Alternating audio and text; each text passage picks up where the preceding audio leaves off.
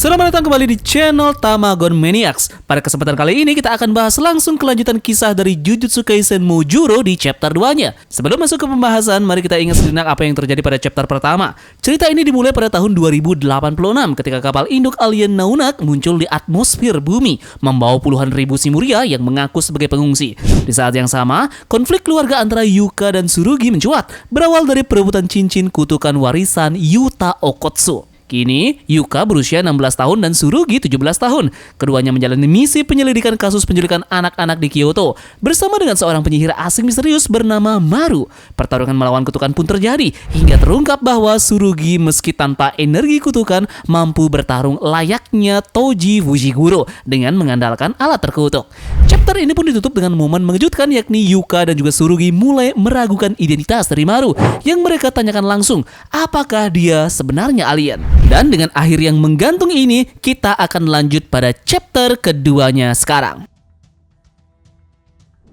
Chapter ini dimulai di Museum Sains Futuristik Kyoto, sebuah bangunan modern dengan arsitektur kaca dan baja yang mencerminkan kemajuan teknologi Jepang. Di dalamnya ada dua karakter misterius yang tengah berdialog. Mereka membahas keputusan kontroversial dari Kementerian Kesehatan dan Kesejahteraan, langkah untuk mengkarantina para alien yang baru saja muncul di bumi. Alasan resminya adalah kekhawatiran bahwa para alien ini membawa patogen asing dan virus berbahaya yang bisa menginfeksi manusia. Namun keputusan ini pun menimbulkan dilema besar. Salah satu dari mereka pun menegaskan bahwa langkah ini mungkin dianggap sebagai tindakan provokatif, bahkan bisa memicu deklarasi perang dengan pihak alien. Para ilmuwan dan pejabat tinggi membicarakan bahwa manusia belum mampu mengidentifikasi jenis kelamin alien. Hal ini pun dianggap sepele oleh sebagian pihak, namun justru bisa memicu ketegangan budaya antara manusia dan juga bangsa alien, karena kesalahan dalam etika sosial bisa dianggap suatu penghinaan. Di tengah ketegangan tersebut, panel berikutnya pun memperkenalkan dua tokoh penting dari ras alien Simurian. Pertama bernama Jabba Roma, seorang diplomat yang tampil dengan postur tenang. Kemudian alien kedua bernama Cross, seorang agen yang terlihat lebih dingin. Kehadiran mereka menandai awal dari diplomasi antara ras, sekaligus membawa kemungkinan konflik baru yang mengintai di balik layar. Ketegangan sedikit mencair saat Jabba Roma ini mengejutkan semua orang dengan fasih berbicara dalam bahasa Jepang. Dengan sikap diplomatisnya, Jabba ini pun mengucapkan terima kasih atas sambutan hangat yang diberikan oleh penduduk bumi, khususnya pemerintah Jepang. Panel ini pun memperkenalkan identitas dua karakter manusia utama di dalam adegan ini. Pertama bernama Usami, pria berambut hitam yang ternyata adalah guru dari Yuka dan juga Tsurugi. Ia kini ditunjuk sebagai Menteri Luar Negeri sementara, memikul beban besar untuk menjembatani komunikasi dengan bangsa Simurian ini. Kemudian karakter kedua adalah Mino, asistennya sekaligus bawahan setia yang tampak gugup menghadapi situasi diplomatik ini. Dalam hati, Mino pun bergumam bahwa pemerintahan sebenarnya memberikan tekanan besar pada mereka untuk meminta teknologi dari alien demi kepentingan nasional. Namun yang membuatnya semakin terkejut adalah kenyataan bahwa bangsa Simurian bisa berbicara bahasa Jepang. Ia menduga bahwa kemampuan ini bukanlah kebetulan. Kemungkinan besar para Simurian ini juga mampu berbicara bahasa apapun, tergantung pada negara ataupun diplomat yang mereka hadapi. Usami kemudian mengingat kembali bahwa sejak perjanjian paranormal disahkan, Jepang cenderung tidak lagi kooperatif dalam menangani berbagai konflik internasional. Hal ini pun justru memperburuk posisi negara mereka di mata dunia. Namun kini situasinya sedikit berubah, karena rintangan bahasa antar rakyat Jepang dan bangsa Simurian sudah berhasil diatasi. Usami pun merasa ada keunggulan strategis, Jepang bisa lebih cepat mengumpulkan informasi dibanding dengan negara lain. Nah, di tengah percakapan tersebut pun, Jabba Roma ini tiba-tiba mengajukan permintaan yang mengejutkan. Dia bilang, bolehkah aku membawa satu perwakilan lagi ke sini? Nah, Usami sempat mengerutkan keningnya bertanya-tanya tentang alasan dibalik permintaan tersebut. Namun, Jabba yang seorang alien ini menegaskan dengan nada meyakinkan bahwa ia tidak akan membawa orang yang memendam permusuhan terhadap manusia. Saat pintu terbuka dan sosok misterius itu masuk, Usami dan Mino pun langsung merinding hebat. Atmosfer ruangan mendadak berat, seolah-olah kehadiran orang baru yang membawa aura berbahaya yang tak bisa dijelaskan dengan kata-kata. Ketegangan semakin meningkat, Mino dan Usami pun benar-benar terlihat stres dan tertekan. Alasannya segera terungkap, di antara bangsa Simurian ternyata ada individu dengan tingkat kekuatan yang selevel dengan Ryomen Sukuna, Raja Kutukan Legendaris. Hal ini pun membuat Usami sadar betapa rapuhnya posisi Jepang saat ini. Menurutnya, bangsa Simurian bisa menjatuhkan Jepang kapan saja dengan mudah, tanpa harus berperang secara konvensional. Dengan wajah yang cemas, Mino ini pun bertanya, Apa Jepang hanya bisa pasrah menerima semua permintaan mereka begitu saja? Namun, Usami menunjukkan sikap lebih strategisnya. Ia menolak tunduk begitu saja dengan justru mengusulkan solusi Jepang harus menjalin kerjasama diplomatis dengan bangsa Simurian. Rencananya adalah para alien itu akan menyembunyikan identitas mereka dari publik, lalu hidup berdampingan dengan manusia, bukan sebagai penguasa melainkan sebagai asisten penyihir jujutsu. Usami pun mulai menyusun langkah konkretnya. Ia menyebut bahwa misi awal untuk menjalin kerjasama dengan bangsa Simurian akan ditugaskan kepada Okutsu bersaudara. Mendengar hal itu, Mino langsung bereaksi keras, menolak keputusan tersebut. Ia khawatir menugaskan mereka pada situasi berisiko tinggi melibatkan alien bisa memicu tragedi besar. Namun Usami menenangkan Mino dengan penjelasan yang detail. Menurut laporan resminya, bangsa Simurian diklasifikasikan sebagai ras pengungsi. Mereka datang ke bumi bukan dengan niat menjajah, melainkan untuk mencari tempat tinggal baru setelah tragedi yang menimpa planet asal mereka. Nah, setelah penjelasan itulah, Mino akhirnya menghela nafas panjang dan setuju meski dengan wajah yang khawatir. Dalam ruangan rapat yang masih dipenuhi suasana inilah kembali berdiskusi serius. Usami menyinggung bahwa sejak perjanjian paranormal disahkan 62 tahun yang lalu, Jepang secara perlahan mulai lengah dan kehilangan kewaspadaan. Ia menekankan bahwa kondisi ini bisa jadi bumerang. Jika dibiarkan, skenario terburuk dapat menimpa Jepang beberapa dekade ke depan, terutama dengan adanya bangsa Simurian yang kekuatannya jauh melampaui manusia. Mino kemudian menambahkan kekhawatirannya bila pemerintah memutuskan untuk mengumumkan eksistensi ras alien Simurian ke masyarakat.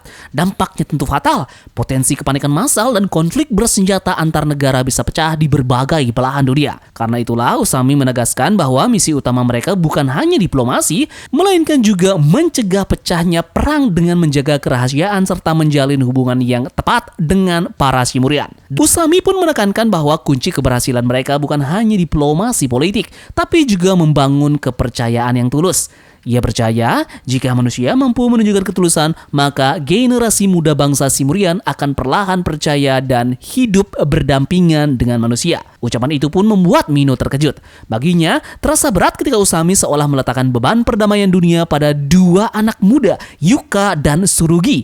Ekspresi Mino pun menegaskan kekhawatirannya, sementara Usami tetap yakin bahwa pilihan itulah satu-satunya jalan. Panel berikutnya melakukan pergantian ke adegan masa kini. Di sini terlihat Yuka yang tampak kebingungan dan tak percaya dengan perkataan dari Tsurugi. Ia menolak mentah-mentah ketika Tsurugi ini mengatakan bahwa Maru sebenarnya adalah alien. Namun Tsurugi dengan wajah serius membalas bahwa perkataannya bukanlah bualan. Ia menjelaskan bahwa pengguna kutukan yang mereka lawan sebelumnya sudah mengungkap kebenaran yang fatal, yakni alien telah tiba di bumi. Tsurugi melanjutkan penjelasannya dengan nada serius. Ia mengatakan bahwa sesuai perjanjian keamanan, segala urusan diplomasi dengan bangsa alien sepenuhnya diserahkan kepada negara Jepang. Kasus ini dianggap begitu penting hingga akhirnya ditangani langsung oleh Inspektur Jenderal karena level ancamannya setara dengan insiden Ryomen Sukuna. Mendengar itu, Yuka masih tak percaya, baginya semua terdengar terlalu berlebihan dan juga mustahil. Namun Tsurugi tak bergeming, ia menegaskan bahwa pengguna kutukan yang mereka lawan ini tidak sedang berbohong. Bukti paling kuat adalah kenyataan bahwa pria itu menghentikan praktik perdagangan manusia yang selama ini ia lakukan. Sebuah perubahan ekstrim yang hanya mungkin terjadi karena adanya invasi alien nyata ke bumi. Percakapan antara Tsurugi dan juga Yuka pun makin memanas. Tsurugi menegaskan bahwa alasan lain ia mencurigai Maru adalah karena penampilannya yang aneh dan berbeda dari manusia biasa. Menurutnya hal itu sudah cukup menjadi tanda kuat bahwa Maru ini memanglah alien. Namun Yuka tetap menolak percaya. Ia masih bersikeras bahwa semua itu hanyalah dugaan tanpa bukti jelas. Tsurugi kemudian menambahkan satu fakta penting. Usami sendirilah yang berbohong soal identitas Maru. Bagi Tsurugi, kebohongan itu adalah bukti paling nyata bahwa informasi tentang alien memang benar adanya. Hanya saja masih dirahasiakan dari publik. Yuka pun semakin bingung. Akhirnya berkata bahwa ia akan bertanya langsung pada Maru apakah dirinya benar-benar alien atau bukan. Tapi Tsurugi dengan nada dinginnya menanggapi bahwa itu akan sia-sia saja karena ia sendiri tak pernah mempercayai Maru sejak awal. Nah, setelah perdebatan panjang ini, akhirnya Yuka dan Tsurugi pun sampai pada satu keputusan penting. Mereka ingin mencari kebenaran langsung dari sumbernya. Keduanya mendatangi Mino dan dengan nada serius pun meminta izin agar mereka bisa bertemu dengan pengguna kutukan yang sebelumnya telah dikalahkan oleh Maru. Pertemuan pun terjadi. Pengguna kutukan yang sebelumnya dikalahkan oleh Maru ini kini duduk dalam kondisi yang terikat, tapi tetap mampu berbicara dengan nada tenang. Ia menjelaskan bahwa semua pengetahuannya tentang alien bukanlah omong kosong, melainkan berasal dari kebocoran data pemerintah. Informasi rahasia itu pun mengungkap detail tentang bangsa Silmurian dan alasan mengapa mereka dikarantina di bumi. Mendengar itu, Yuka pun yang masih keras kepala dan menyatakan bahwa ia tetap tidak percaya dengan adanya alien. Baginya alien terlalu jauh dari kenyataan yang ia kenal. Namun pengguna kutukan itu menatap tajam ke arahnya dan berkata, seorang penyihir jujutsu tidak bisa menyangkal keberadaan alien, karena keberadaan mereka juga termasuk dalam lingkup supranatural yang selama ini kalian hadapi. Dengan senyum tipis yang menambah suasana mencekam, pengguna kutukan mulai membuka rahasia yang lebih besar lagi. Ia mengatakan bahwa saat ini ada sebuah kapal luar angkasa yang berada tepat di atas langit Jepang. Kapal itu bukanlah sekedar pesawat biasa, melainkan teknologi antar bintang yang mampu melakukan perjalanan lintas galaksi. Lebih mengejutkan lagi, kapal tersebut berisi sekitar 50.000 individu dari ras Simurian. Menurutnya, hampir setiap Simurian ada di dalam kapal itu mungkin memiliki kemampuan sihir yang mirip dengan ilmu jujutsu yang dipelajari para penyihir di Jepang.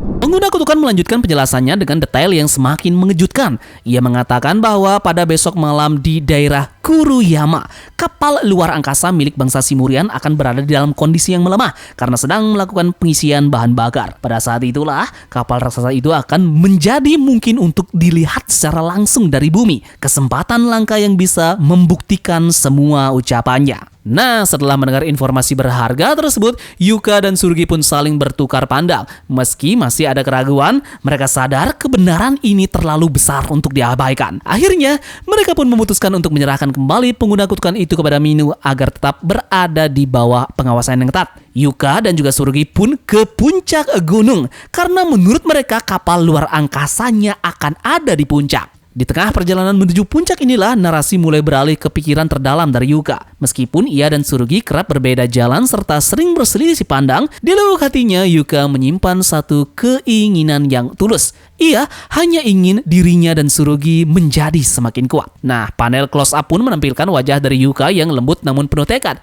Ia bermimpi bahwa dengan kekuatan itu, suatu hari ia akan bisa kembali memakai cincin dari Rika, simbol hubungan masa lalu yang begitu berarti padanya. Nah, lantas mereka pun kemudian melihat sesuatu yang bercahaya. Setelah perjalanan panjang dan ketegangan yang menyesatkan, Yuka dan Tsurugi pun akhirnya menyaksikan dengan mata kepala mereka sendiri kapal luar angkasa raksasa Simurian yang melayang tenang di atas langit Kuruyama, berkilau samar saat melakukan pengisian energi. Momen inilah membuat segala keraguan sirna. Untuk pertama kalinya mereka benar-benar percaya bahwa alien memang ada. Sebagai penyihir jujutsu, keduanya pun menyadari tanggung jawab besar yang mereka pikul. Bukan hanya sekedar menyaksikan, tapi juga melakukan kontak dengan para alien agar manusia dan Simurian bisa menemukan jalan hidup berdampingan. Yuka dan Tsurugi pun berdiri berdampingan, masih menatap kapal luar angkasa Simurian yang megah di langit. Suasana hening sejenak sebelum keduanya mulai membuka hati satu sama yang lainnya. Yuka dengan suara lirih berkata bahwa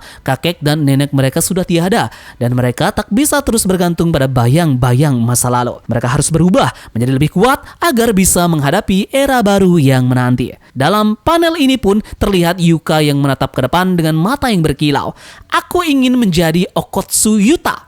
Tsurugi pun mengepalkan tangannya dengan keyakinan. Aku ingin menjadi Zenin Maki.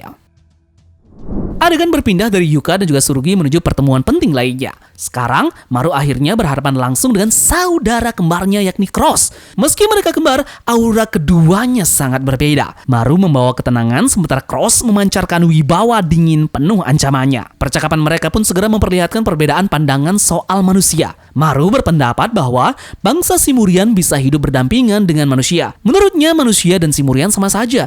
Di antara mereka ada yang baik, ada pula yang jahat. Selama ada kepercayaan, perdamaian bukanlah hal yang mustahil. Cross sebaliknya jauh lebih keras. Ia menyatakan bahwa jika suatu saat manusia dan Simurian tidak sependapat, maka konflik dan perang harus dianggap sebagai opsi terbuka. Baginya itu adalah jalan alami untuk mempertahankan kehormatan bangsa mereka. Maru dengan wajah yang penuh dengan penolakan menentang pandangan dari saudaranya ini. Perang bukanlah sebuah opsi, Cross. Nah, setelah perdebatan panas mereka inilah, suasana menjadi dingin. Cross menatap Maru dengan ekspresi fokus saja menjalankan misinya. Ia menambahkan bahwa dirinya punya urusan sendiri yang harus diselesaikan dan tak perlu ikut campur dengan pandangan Maru tentang manusia. Maru pun mencoba mencairkan suasana dengan mengajak Cross ini sarapan.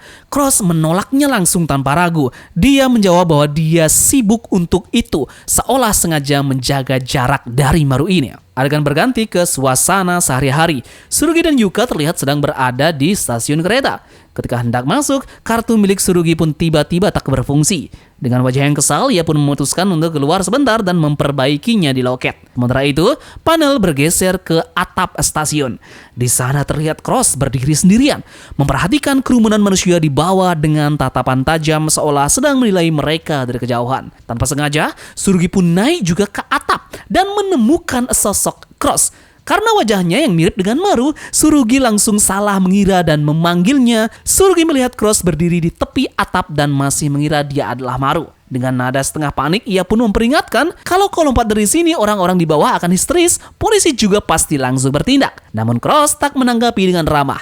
Ia menoleh sebentar lalu menatap ke Surugi dengan sangat dingin. Cross bilang, "Diam, jangan bicara denganku."